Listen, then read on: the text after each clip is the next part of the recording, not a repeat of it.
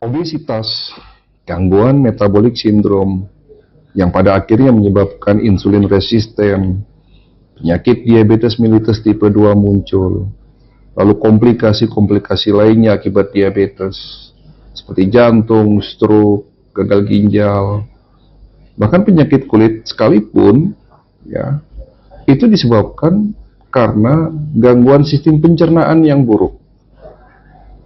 Sistem pencernaan yang buruk dengan tanda-tanda sulit, BAB, BAB keras, BAB tidak lancar, BAB tidak rutin, itu tanda-tanda bahwa seseorang itu memiliki sistem pencernaan yang buruk.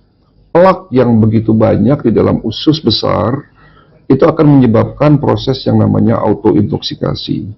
Nah, proses autointoxikasi inilah yang akan mengakibatkan naiknya oksidasi di dalam darah kita yang disebut sebagai stres oksidatif. Setelah proses autointoxikasi, pasti akan terjadi yang namanya stres oksidatif.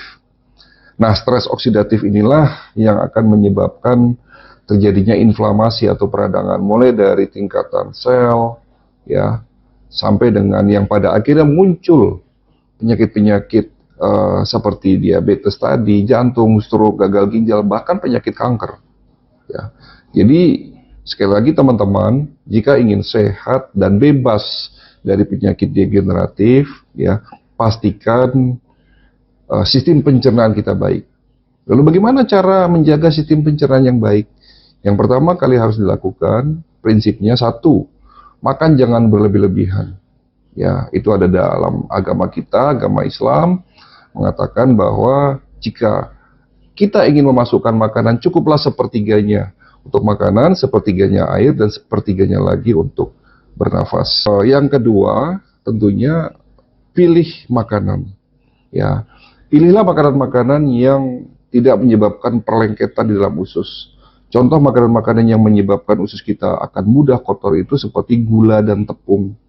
Ya, gula dan tepung itu yang tentunya ini menjadi makanan favorit di Indonesia, itu akan menyebabkan perlengketan usus lebih banyak.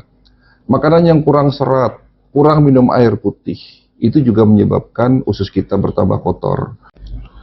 Dan satu lagi yang juga menyebabkan banyaknya racun atau plak di dalam usus kita karena kebiasaan tidur setelah makan. Jadi kalau di saat kita makan, ya, itu kan membutuhkan gerakan peristaltik usus yang baik, ya, membutuhkan energi yang cukup. Nah, pada saat kita makan lalu tidur, ya, otomatis terjadi penurunan gerakan peristaltik usus sehingga terjadinya gangguan penyerapan nutrisi. Jadi sampah yang terbentuk akan lebih banyak tentunya. Ini yang menyebabkan pada akhirnya usus kita menjadi kotor, ya. Dan yang terakhir, jika ingin ususnya sehat, lakukan puasa secara rutin, intermittent fasting boleh, atau puasa Senin Kemis, atau puasa Daud, itu silakan. Dan yang paling spesifik, bagaimana cara untuk membersihkan usus? Tentunya mengkonsumsi suplemen untuk cuci usus. Nah, Dok Chai ini ada produk bagus namanya Gluta5 untuk cuci usus. Jadi Gluta5 ini banyak mengandung serat, terutama psyllium husk yang memang fungsinya untuk mengikat racun-racun ada dalam usus. Juga ada kandungan dari ekstrak buah nanas, ada kandungan lemon, aloe vera, dan berbagai macam serat, ya, dari mix buah dan sayur. Dan juga Gluta5 juga mengandung antioksidan yang tinggi yang fungsinya untuk mencegah penyakit degeneratif, ya, mencegah inflamasi, dan juga glutathione, ya, itu juga dapat sebagai anti-aging. Jadi kulit kita lebih baik.